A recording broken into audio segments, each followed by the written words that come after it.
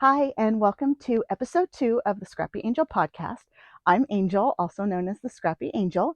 You can find me on Ravelry as Asarafin, which is first initial last name. You can also find me on Instagram and Facebook as the Scrappy Angel. I wanted to say thank you to everybody who reached out and gave me some encouragement and really just a lot of positive, supportive comments on my first episode. And thanks for trying to calm my nerves. It's still a little weird being in front of the camera. I'm not one to usually do that. In a group, people, I can talk and have a good time, but in front of a camera is where I have a little bit of anxiety. But I'm feeling much better today after doing last 2 weeks ago the podcast. So again, welcome. I'm standing up in my studio. I thought what I would do is give you guys sort of a tour of what I have and what I have been working on in the studio.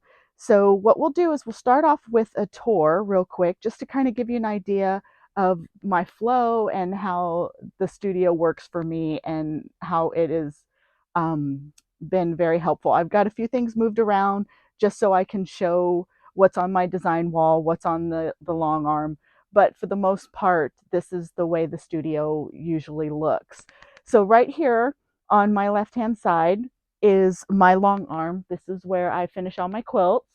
And I've got a few quilts on the long arm today, and I'll talk about those when I get to what I'm working on. And then we'll have like a little segment of what's on the long arm. And then over here is all of my yarn in my little shelving units, or I guess curio cabinet, if you will. And that has been a lifesaver, having everything in one place. For those of you who follow me on Instagram, you know that I used to have a studio upstairs and it was a very tiny room, and I tried to fit everything in there, but then my long arm was down in the basement, so I had everything in 3 different rooms. Now I have everything in one room, so it really makes it very nice. Behind me, I have my island, as I call it. It's just a little table that's got my embroidery machine and my serger, and it holds all my thread for the bag making and quilting. Right here on my right is my cutting table where I cut all my fabric. This has been a godsend because underneath there's lots of storage. There is storage everywhere here. I've got little bins underneath all the tables just to try to keep myself organized, and it's been a big help because I can have everything down here. Over here on my left is my table, which has my sewing machine. This is where I make all the bags and all my quilts, obviously. Um, it's really nice, and it's right in front of a TV, so I can watch my favorite podcast, or I can catch up on whatever show I happen to be binge watching at the time. Then you have, next to that, you have my design wall, which I'll do another cute little, well, I don't know if it's cute, but another segment about what's on my design wall. So you guys can kind of keep up with what I'm working on um, and how my flow goes. This one has been on for a long time, and we'll talk about that in a minute. Back here, I have a little table that's going to have uh, my coffee bar, because let's face it, we all need that caffeine. I have my table here that has my Cricut on it for all the little things that I want to make. This here, this corner is all of my fabric. This is not organized by any stretch of the imagination, but it is good right now because it keeps everything out of bins and where I can see it. That'll be probably in the next couple of months, will be the one thing that I tackle with organizing. I have a friend that wants to come over and help me fold and iron and do all that good stuff, which that'll be wonderful. So this is the Scrappy Angel Studio. I hope you enjoyed the tour. If you have any questions, or if I talk too fast, or you wanted to see something else, just let me know and I can take a picture, or I'll do a short video on certain things. You'll see a lot of videos probably coming up with me on the long arm, just showing how I quilt, what my process is. And then you'll also probably see a few things about me going through yarn and how I pick my yarn for my projects. You know, typical day-to-day stuff that people do. So with that being said, let's go into um, what's on the long arm, and we'll discuss the two quilts that are over here. And then we'll go to the design wall and I'll show you the quilt I'm working on and the one I want to try to get done. And then after that, we'll talk about knitting. So if you're a knitter and you want to skip forward to the knitting, feel free. If you're a quilter and you want to be done after the quilting segment, feel free. This is completely up to you. But again, I hope you like the little segments that I'm going to do. And this is actually flow I'm trying to get into to just kind of make me feel a little calm. I do talk with my hands a lot. I'm very sorry about that. But welcome to me. So let's go to the long arm. So what I have on the long arm today is a baby quilt that I made for a friend of my oldest son who had a baby boy in June. It is called the Rail Fence Quilt, and it's very easy. You make it with 2.5-inch strips, and then you just alternate them. You can find this pattern online for free a lot of places. I know a couple of quilt shops have the tutorials on them, so you can find those there. I might link one of them down below. I think Missouri Star Quilt Company, they do a great tutorial on it. So I will link that below. I also made another one for one of my husband's employees. He had a baby girl in July. So this one is going to a new baby girl. I'll show you them quilting, and I might even do a little video of how I quilt them, just to pop in and let you guys see. So that's what's on the long arm today. So now I'll take you over and show you what's on the design wall. This is the Catnip quilt by Stacey Day. When she originally put it out, it was done for the Tabby Road collection by Tula Pink. I have, however, redone it in Pinkerville, which is all the unicorns and all the butterflies and different animals, mystical animals. There's some Loch Ness monsters in there and stuff. It's really cute. I'll get a really good close-up picture of it. And I'll also put a picture of the original quilt up here so you guys can see what it's going to look like when it's finished. Um, I do like, however, that I put a black and white in the center, because on the outside here, in the original quilt, there's a blue and white that does a starburst. I'm doing mine in black and white. I really think it's going to make the colors pop, and that's just my style. I really like the juxtaposition of the black and white with bright, bold colors. You can definitely, I think right now you might be able to get a kit with this pattern, but it'll be under the Daydreamer collection for Tula Pink. I'm not sure if they're still out there or not. That collection is a couple of years um, since it was produced. Uh, if you have any questions on this, again, this is one I hope to get done by the next podcast. So keep your fingers crossed that I can get to it. And then that way I can get that on the long arm and hopefully get that quilted maybe this year. I do have several quilts that are in front of this one, but we'll see how that goes. So now that we're done with the design wall, let's talk some knitting. Okay, so let's talk some knitting now. I will, at the end of this episode, walk you through the quilts that are on my walls. That way you kind of get the elephant in the room. I know a lot of people asked about this quilt behind me, and I have a few things that are going to be great coming up. So let's talk knitting. What I have done is I'm going to take these off. Look, I found sock blockers. So these I finished since the last we saw each other. And these are just plain vanilla socks, self-striping. The main color here is Pressed Flowers from Woolens and Nosh. I don't have the tag. This color here, the white, is Shirsty Cat 101 or 101, because it's got the colors from 101 Dalmatians, as you can see. I really love it. It was just leftovers that I thought would go really well together. The toe, I believe I do have pictures of that, is the, it's it's from, I got the the yarn from Row One Minis when I was doing that. And this is Cornbread and Honey is the name of the dyers, and the color is rosewood. I'll go ahead and show you that. Okay, and that's what this pink is right here. And then the heel, you can tell just a slight difference in the heel, and that is called Lobster Bisque, and it's by Pancake and Lulu.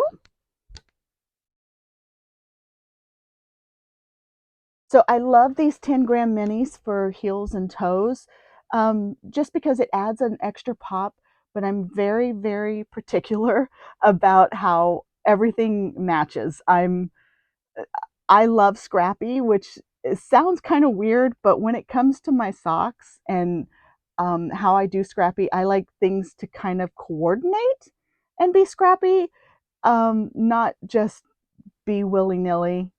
I guess that kind of doesn't make sense, but hey, that's how my brain works. So that's the only thing that I have finished since the last 2 weeks. But I'm really excited about this.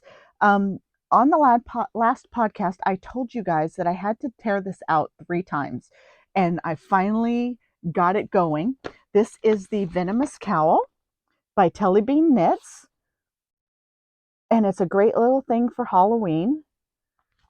So I got it, restarted, and reknitted, and now I am just starting on the color work for the spider webs to go into the spiders. So I'm so excited that I finally made it this far. So I've got progress keepers or stitch markers. These are from Katrinkles. And then I got this progress keeper, which I'll move up now that I've showed this, from Magpie Fibers. It's just the little Gemini sign, because I'm a Gemini. And then I've also got, oh my goodness, these are the cutest things, needle stoppers, which are Maleficent, which I got from, oh, Fox and Pine Designs, I believe is what they are. I will link all of this below. Now, I am doing these on a US 4, which is a 3.5 millimeter. And the yarn I'm using is Dream in Color Rosy, which is the red. Dream in Color Rosy. And then the black I am using, it is Dragon Hoard yarn, and it's on her Myth Fingering base, and it's Obsidian Assault. So it is a great color. So you can see how well they go together. So I'm excited. I'm very excited to have this done. And hopefully it'll be done for the next podcast. But I had to cast on some socks. It's fall, and what better fall socks to use than Earth Tone Girls Falling in Love, which is what she did with Woolens and Nosh. And it's just the perfect fall colors. I'm just so excited about them. And then the stitch marker that I have down below, if you guys can see, it's a little witch's hat, and that stitch marker is by Whiskers and Stitches. I know she just started her shop up again, so go and check her out. And then it came with this little mini, and then here's the yarn. Isn't that just pretty? So yeah, I am totally into fall. I am ready for cooler weather. I do all of my socks on a US 1. I don't know what the millimeters is. I'll look it up, or I'll put it down below. But like I said, I love self-striping yarn. I said this in the last podcast, and I love just knitting around and around because of the stripes. It makes it look like there's so much work being done, and you're really just being mindful and relaxing. So that's what I'm working on. Now, because it's fall and I want to do all the fall things, I pulled out Fancy Schmancy Pumpkin from Woolens and Nosh. And I just think that is just a beautiful color that she has done. And this is on her Targhee base. So it's 90% superwash Targhee, 10% nylon. And it's very squishy and it's just lovely to work with. Now, I got to say, what has really taken up all of my time these last couple of weeks, this is Living in My Chip Basket by Chip from Fiber Hustle. I absolutely love it. It sits by me all the time. And right now, it has this blanket that I've been working on. So everybody that I have been watching, well, not everybody, let me clarify. Um, I've seen this. Kay from the Crazy Sock Lady just finished one, and Leslie on Naughty Knitwits had finished one too. This is the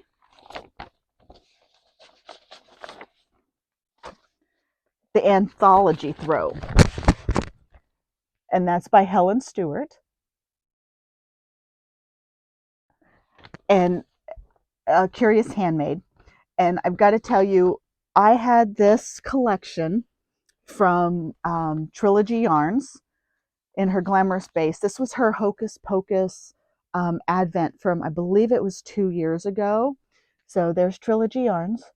And I love Nancy's yarns. I do. It's beautiful. And look at these colors. So, of course, I had to cast on.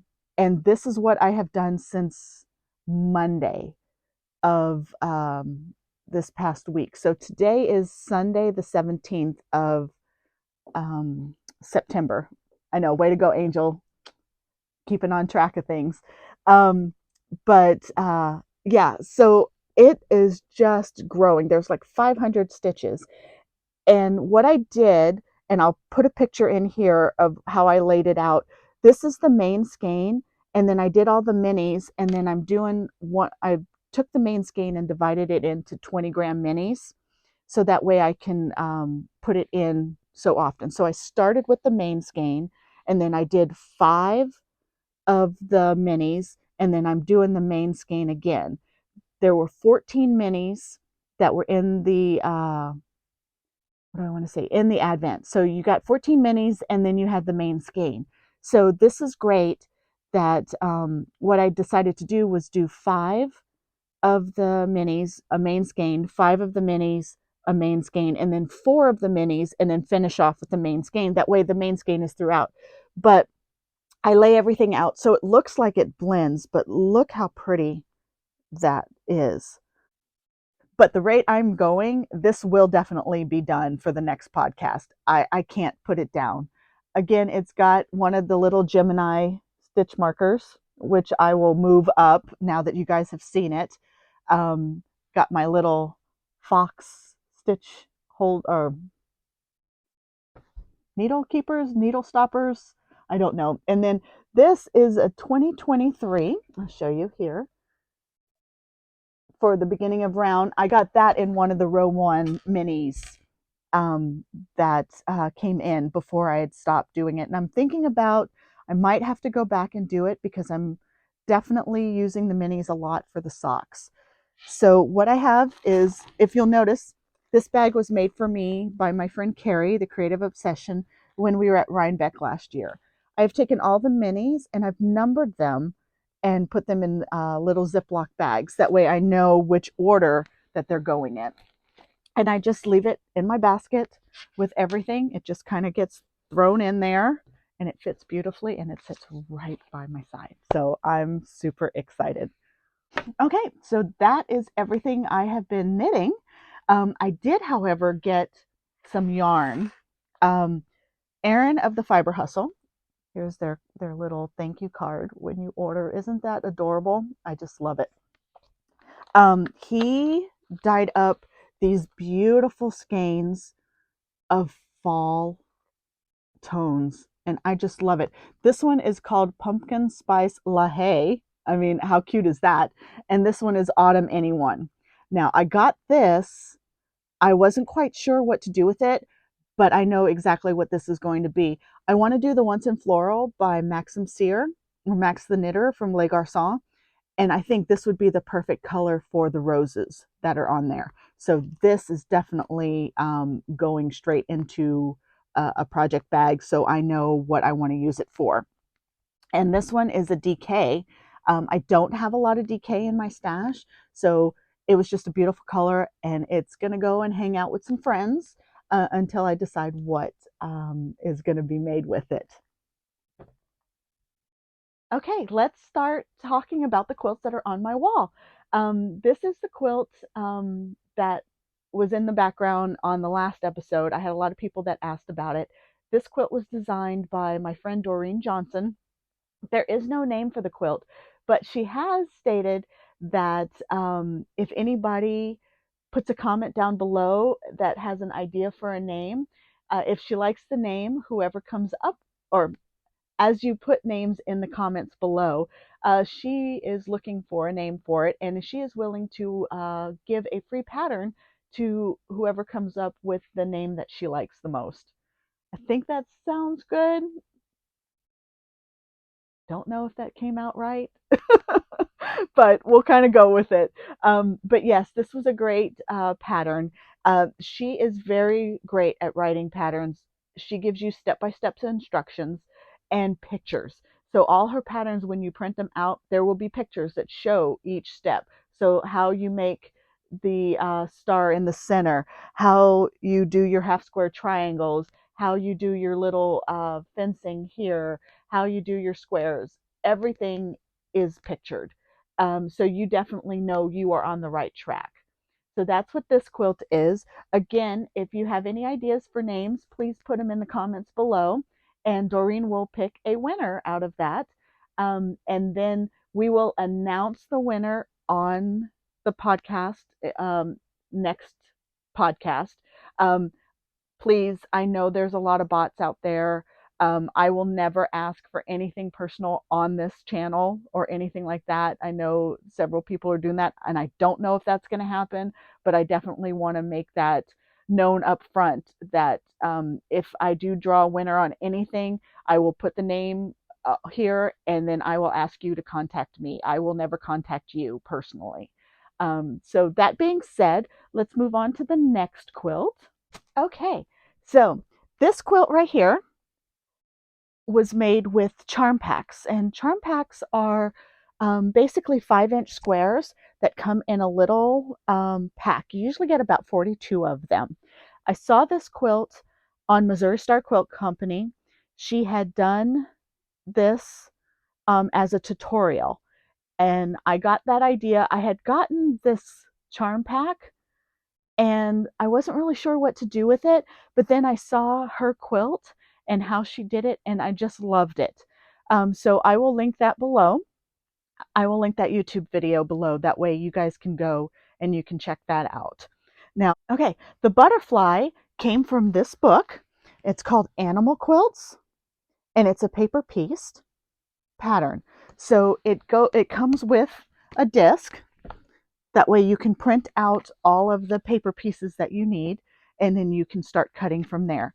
And what I mean by paper piece is what they do is they have, I don't have anything I can show you with it, but they put the pattern on paper, and what you do is you lay the fabric on it and then you sew down the line. And I'll go ahead and I'll probably show that in the future because I do have a couple of paper piece projects that are coming up. So I will definitely let you guys see how that works. Now, the next quilt is actually I'll move over here so you guys can see. This is called Lisa the Unicorn, and this is by Elizabeth Hartman.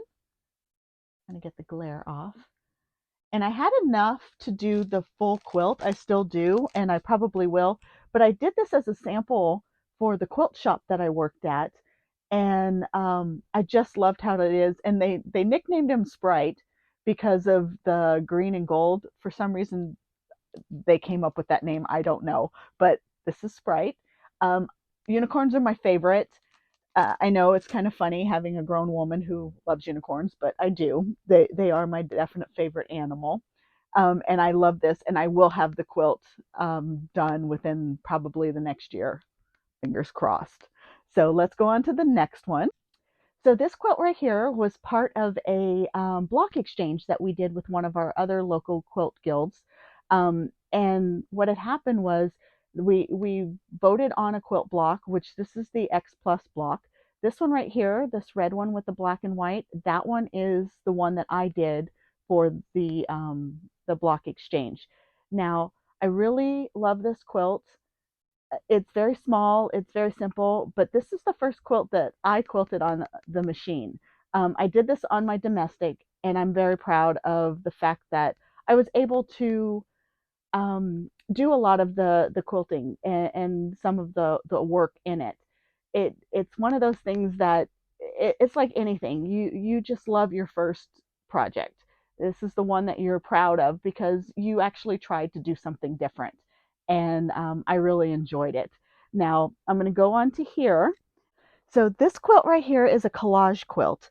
And what that is that all of these pieces are cut out and they're layered on top of each other so you get the picture. And what I'll do is I will link below. I can't seem to find the pattern, otherwise I would show you, but I will link below the pattern and the designer.